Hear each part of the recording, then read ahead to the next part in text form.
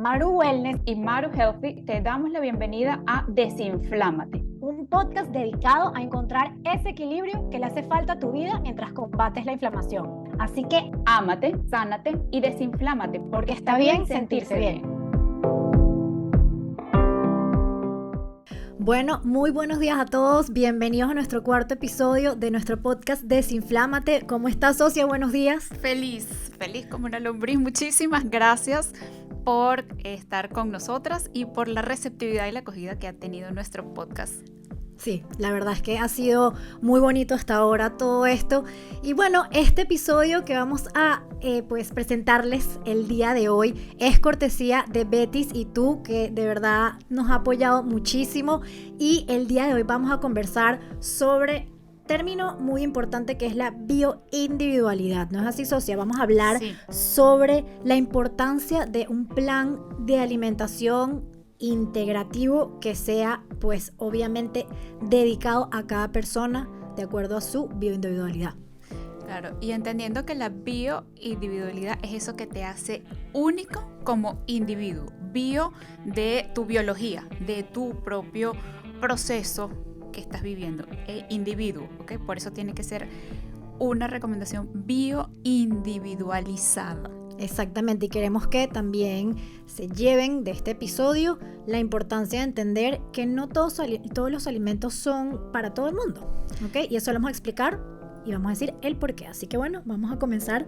Te cedo la palabra para empezar a hablar un poquito de lo que es la bioindividualidad más a fondo y por qué eso nos importa tanto en nuestras asesorías. Claro, nos importa y muchísimo porque cada ser es totalmente distinto y lo que para uno puede ser medicina, para el otro puede ser veneno. Uh-huh. Y depende del momento y de las metas y de lo que esté buscando esa persona, porque no puede que un alimento que hoy en día no me va bien o que tuve que sacar de mi alimentación temporalmente, lo pueda volver a reintroducir. Entonces, yo siempre digo, no hay buenos o malos, es que en determinados momentos de la vida no tenemos las condiciones para poder digerir y absorber todos los nutrientes, todos los alimentos. Entonces, cabe personalizar o individualizar de acuerdo a las necesidades de cada quien. Las necesidades de cada quien va a variar de acuerdo a su epigenética, entendiendo que los genes es esa huella genética, esa herencia genética, ese ADN, eso no va a cambiar. Pero los factores epigenéticos que influyen en la expresión o no de esos genes son completamente modificables e influyentes en el tipo de protocolo de alimentación que te podemos sugerir en determinado momento. Totalmente, y me encantó esa parte de la epigenética, que es algo que queríamos tocar en este episodio, porque yo soy súper partidaria de que sí existe una dieta para cada quien. Sí. Eso es algo que es así, porque al final no puedes seguir corrientes que estén de moda, porque al final tú no sabes exactamente qué es lo que te conviene a ti y cuáles son los alimentos que son buenos para ti, tal cual como tú dijiste, ¿no? Entonces, hablando de los factores ambientales, por así decirlo, que son los que influyen en que se dé o no esa expresión genética que puedas tener, porque eso es importante, porque aquí quiero hacer un paréntesis antes de entrar en los factores, que no se nos olvide esa parte, pero es que quiero hacer un paréntesis porque a mí me llegó la otra vez un paciente, y fue muy curioso, que me dice, es que yo soy hipertenso porque, bueno, mis papás lo tienen genético, y también tengo colesterol y triglicéridos altos porque, bueno, es genético, y tengo también hígado graso porque también es genético, y le dije, deja de echarle la culpa a los genes, porque tú puedes ser portador de un gen, pero eso no implica que ese gen se te active o no, se exprese o no, está en ti tratar de gestionar y querer tu cuerpo y darle a tu cuerpo lo que necesita para evitar que esa genética se exprese. Exacto. Entonces, vivimos echando la culpa a la genética. A la genética, y tenemos que entender algo importantísimo. Las enfermedades genéticas son menos del 5% de las enfermedades del mundo de los seres humanos. Solo el 5%. Lo que sí heredamos sin falta, son los hábitos y las costumbres familiares. Entonces, por eso es tan común, es que en mi familia todos son hipertensos, es que en mi familia todos son diabéticos, es que en mi familia todos tienen hígado graso, en mi familia todos tienen colesterolemia, todas las mujeres de mi familia tuvieron histerectomía antes de los 40, todas las mujeres de mi familia son migrañosas. pero no fue que ustedes tienen, no es que ustedes tienen genes de migraña. Eso no existe. Existen una cantidad de factores que te hacen más propenso a, que puedes modificarlos. Exactamente. Entonces, quería hacer ese paréntesis porque en verdad no tenemos que echarle 100% de la culpa a la genética. Nosotros tenemos el poder, como yo siempre digo, que para mí esos genes que no se han expresado son una pistola que está cargada. Pero tú tienes el poder de para apretar el gatillo o no. Entonces, tú puedes perfectamente no apretar nunca el gatillo si tú trabajas en todos esos factores que son modificables y que nosotros sí tenemos el poder, por así decirlo, de manejarlos de forma adecuada para que esa pistola no se dispare y no tengas esa expresión de ese gen. Entonces, ¿qué factores son importantes a nivel ambiental para poder personalizar el plan de la persona? O sea, ¿qué tomamos en cuenta? Yo te voy a decir uno que es súper importante. La cultura de la persona. También sus gustos, aunque no lo crean, gustos y preferencias es súper importante, porque para que la persona se adhiera a un plan de alimentación, porque a mí me gusta decirle dieta, a un plan de alimentación o a un protocolo, es muy importante también conocer sus gustos y preferencias, ya que se va a adherir mucho más. Claro, si lo tratamos de adaptar a eso, cuando es posible adaptarlo. Porque muchas veces, o sea, es parte de la costumbre, es parte de la tradición desayunar con arepa o desayunar con hojaldras. Claro, pero si no te y tenemos bien, la persona que es sensible al gluten, o sea, lo siento, va a haber que cambiarlo, pero tratar de adaptarlo a eso, a esas circunstancias es importantísimo. Y entender también que si se disparó algún factor genético, si esa pistola cargada se dispararon los interruptores, también puedes bajarlos, también puedes dormirlos, volverlo a poner en remisión, apagar todo ese fuego. Lo puedes hacer. Y la intervención es como ya hablamos en el episodio anterior, pero tiene que ser una intervención integral en la que sí entendemos que de tu alimentación está encendiendo el fuego, está avivando el fuego, pero ¿qué otras cosas puedes modificar? Porque bien tenía una asesorada que me decía, hasta que ya habíamos arreglado ya el diagnóstico, ya tenía su tratamiento con su médico, ya habíamos arreglado el tema de lo que ponía en el plato, pero hasta que no atendió la parte emocional, no logró dormirla.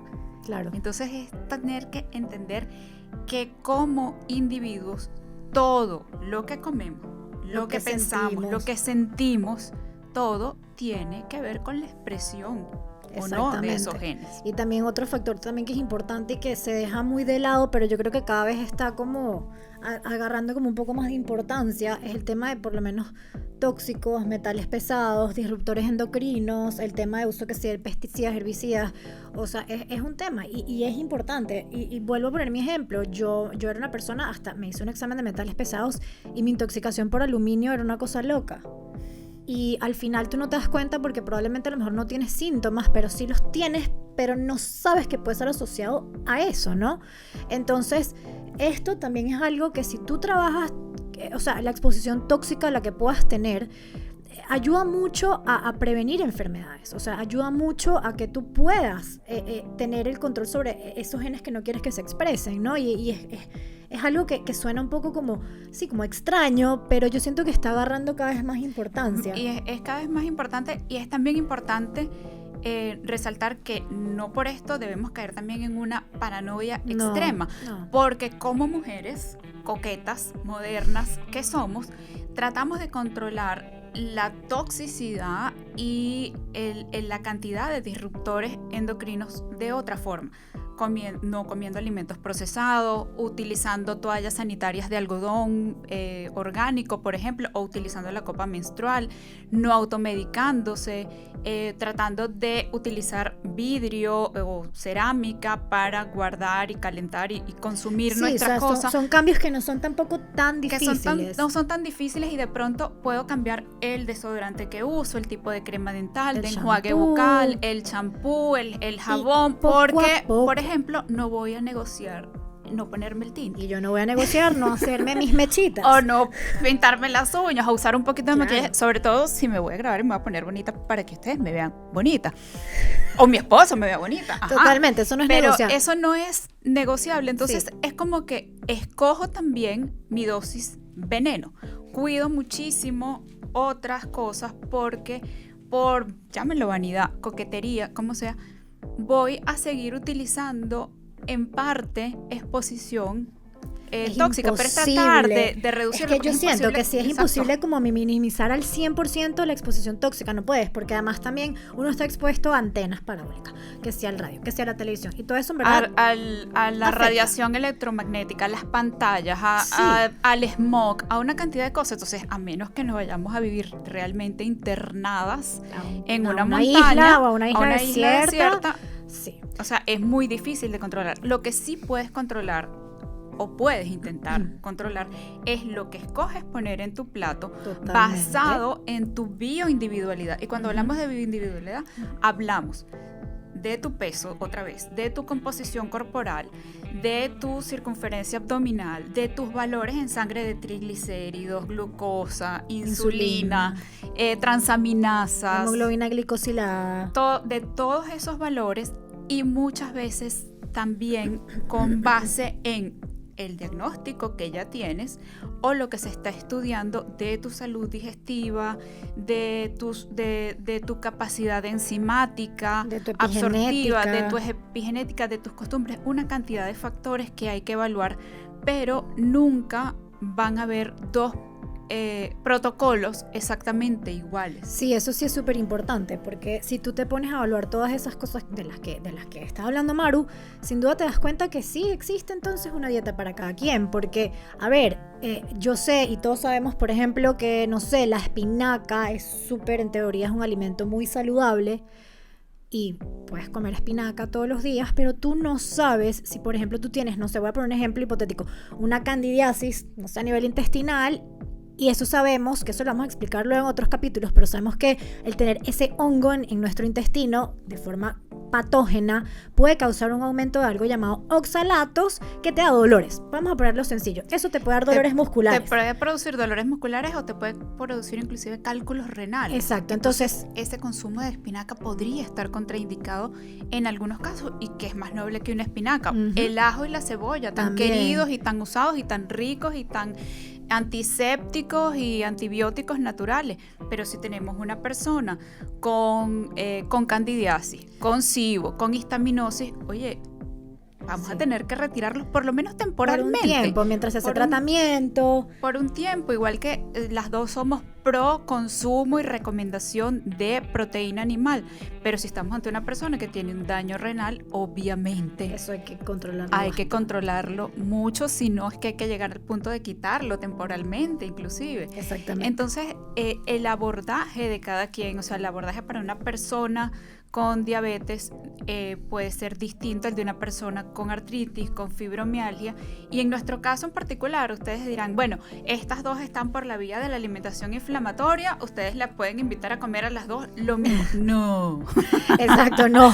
No, en este momento de nuestra vida, No. no, gracias. Pero la señorita aquí presente, por un tema de disbiosis intestinal y del el tipo de bacterias que tiene alterada, está llevando un protocolo específico más basado en un estilo de alimentación cetogénica. Exactamente, y antes de adentrarnos un poquito en nuestros casos particulares, queremos recordarles de qué se está tratando este episodio del día de hoy, donde estamos hablando de la bioindividualidad, de por qué es importante personalizar tu plan de alimentación, de qué cosas se tienen que tomar en cuenta a la hora de hacer un plan de alimentación y de que entiendas de que en verdad sí existe una dieta para cada quien y lo que me sirve a mí no te tiene por qué servir a ti. Entonces, para seguir, pues entonces con la conversación, vamos a conversar sobre nuestros casos particulares. Entonces, tú me habías dado el preámbulo ya de asomar yo qué me está pasando actualmente, y bueno, yo puedo decir que gracias a Dios, hoy por hoy, soy una persona que he logrado revertir mi inflamación, yo diría que casi en un 100%, gracias a Dios por todo el trabajo que he hecho, pero sí me hice un examen muy específico para ver cómo estaba mi salud digestiva. Esto lo hablaremos en episodios posteriores cuando nos adentremos ya en, por ejemplo, salud digestiva, pero en ese examencito pues sí me salió una bacteria que tengo todavía que está muy alta, que es una bacteria que sí causa medio estragos y sintomatología, y como quiero tener mi salud, o sea, mi intestino lo más, sí, en eubiosis, es más equilibrado, sí, lo más funcional posible dentro de lo que se pueda, pues nada, yo estoy iniciando ahorita un protocolo, este es mi 4º día donde estoy iniciando un protocolo adaptado a mí, que no es un protocolo que de repente va a estar adaptado a ti o a ti porque Maru tiene otras condiciones. Entonces, en mi caso, sí estoy iniciando un protocolo que está basado más en una dieta cetogénica, donde sí estoy incluyendo, gracias a Dios, lentejas y hummus, que eso me da mucha felicidad, pero obviamente estoy cortando por ahora los carbohidratos por un tiempito determinado para, pues obviamente, tratar de disminuir esa concentración de bacterias que todavía me queda, que está un poquito elevada, y así poder fomentar la producción de ácido butírico a nivel de colon, mejorar mi mucosa a nivel de colon y que pues obviamente mis digestiones mejoren todavía más. Y ese es mi caso particular actualmente. También estoy tomando suplementos porque yo también, como les dije anteriormente, estaba muy intoxicada con aluminio, también tenía mercurio y pues tengo que tratar estoy en ese proceso también de desintoxicar, y estoy con suplementos también a nivel de minerales, vitaminas, etcétera, y todo eso guiado, orientado de acuerdo a mi caso particular y a mi bioindividualidad después de los resultados que yo tuve de pruebas que me hice, que todo esto lo vamos a tocar en otros episodios, pero ese es mi caso. Entonces aquí estoy hablando de mi bioindividualidad hoy, y cuéntame un poquito entonces, claro, ahora Maru la tiene mía. Es totalmente también su caso, que es otra cosa. Es otro caso. Y antes de conversar de mi caso, te quería preguntar, porque cuando tú ves una persona tan delgada como Maru y dices dieta cetogénica, se va a desaparecer. Ah, sí. Qué mortificación. Y es entender que la dieta cetogénica, aunque sí se puede utilizar terapéuticamente para acelerar una pérdida de peso en determinados casos, no siempre te va a hacer perder peso. No siempre te va a hacer perder peso, y además también si lo haces de forma adecuada. Exacto, lo haces de forma adecuada y siempre ajustada a tus macros, a tu conteo calórico, a tu actividad física. Requerimiento de proteína. No tiene por qué rebajar ni tiene por qué perder masa muscular. Entonces eso quería hacer esa aclaratoria antes de hablar de mi caso, que es diametralmente opuesto al de Maru, porque en mi caso y fíjate que me pasa mucho. Recién he tenido algunos brotes en la piel, algunas cosas, y enseguida porque me encanta comentarlos, porque yo también soy humana, a mí también me dan achaques y me gusta exponerlos y contarles lo que me está pasando, pero enseguida saltaron en las redes muchos comentarios de que eso es permeabilidad intestinal. Gracias a Dios, no tengo permeabilidad intestinal, no en este momento. Lo comprobamos con exámenes completos de heces, exámenes de microbiota intestinal, los niveles de sonulina, de calprotectina y los marcadores relativos a permeabilidad intestinal están dentro de orden. Entonces, esa no es. No hay una disbiosis per se, pero tengo una deficiencia enzimática. Okay. En mi caso tengo muy deficiente la enzima diaminoxidasa, que es una enzima del hígado que permite que se absorban, se metabolicen mejor las histaminas en el intestino delgado. ¿Y qué son las histaminas? Porque hay que explicar rapidito qué es para la gente que no sabe. Las histaminas son unas sustancias que se liberan dentro de nuestro... lo liberan, ¿no? Hay una histamina que es endógena, que la libera mi propio cuerpo, y están las histaminas que me aportan los alimentos. ¿Qué hacen las histaminas? Ellas son buenísimas, pobrecita, ellas no son malas, ellas son buenas, ellas me ayudan también con procesos inflamatorios, con procesos metabólicos, con la absorción de alimentos y con la respuesta idónea de mi sistema inmune ante un ataque, de una picadura de un insecto, como su nombre lo dice, histamina, y cuando usted tiene una alergia usted se toma un antihistamínico. Entonces imagínense que mi cuerpo, que las tiene, no las puede metabolizar bien porque le falta la enzima que ayuda a que ellas estén niveladas. Ese exceso de histamina se va a transformar en síntomas, ¿ok? De dolor muscular, de cosas digestivas, temas de piel y todo eso. El caso es que entonces la dieta para este protocolo es súper reducida en la variedad de alimentos. Prácticamente no puedo consumir ninguna fruta, estoy súper reducida al tipo de vegetales, inclusive al consumo de huevo, porque solo podría comer la amarilla del huevo o huevitos de codorniz, y por proteína animal prácticamente pollo y res. Claro. Entonces, ¿sabes? Estoy como que cerdos, mariscos, pescados tienen todo mucha eso histamina. libera mucha histamina, sí. Pero puedo comer tubérculos. Exacto, y yo no. Y ella no. Entonces, ahí hay que hacer la adaptación según lo que nos está diciendo la historia de cada quien. Sí. Y la historia empieza porque, en mi caso, eran muchísimos dolores articulares, musculoesqueléticos que llevan al diagnóstico de la espondilitis. En el caso de Maru, todos los temas también de inflamación, de endometriosis y todas estas cositas. Pero cuando vamos buscando en exámenes y yendo hacia la raíz del asunto para personalizar cada estrategia de alimentación, de suplementación, de inclusive de tratamiento médico si corresponde, tenemos que entonces hacer protocolos muy diferentes, aunque entra dentro de lo que es una dieta antiinflamatoria, pero cada protocolo es distinto. Lo que para la compañera aquí es medicina, para mí puede ser veneno y viceversa. Entonces, no existen dos protocolos iguales.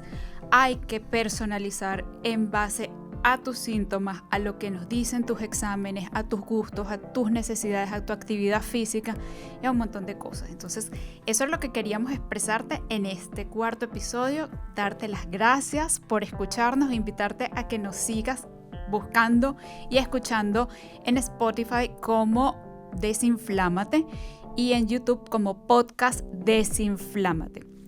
Muchísimas gracias a Betty y tú por las cortesías y por ser la primera acompañante oficial de Desinflámate. Sí, así que bueno, muchísimas gracias. Los invitamos entonces también a seguirnos en nuestras redes sociales, @MaruHealthy, @MaruWellness. Y acuérdense que bueno, en este episodio lo que terminamos fue haciendo como un resumen de por qué es importante personalizar tu plan de alimentación, entender de que sí existe una dieta para cada quien, que tus necesidades no son iguales que las de tu mamá, tu hermana, tu amigo, tu pareja. Las de Maru o las mías. Las de nosotras tampoco son las mismas, y que hay que tomar en cuenta factores ambientales y factores que tienen que, juro, tomarse en cuenta a la hora de hacer el plan para poder entonces abordar a la persona de una forma integral y tratar también de minimizar cualquier tipo de expresión genética que te haga o tener un factor de riesgo de exposición de alguna enfermedad. Así que esperamos que les haya gustado este episodio y los esperamos en los próximos. Así que bueno, chao. Ámate y desinflama.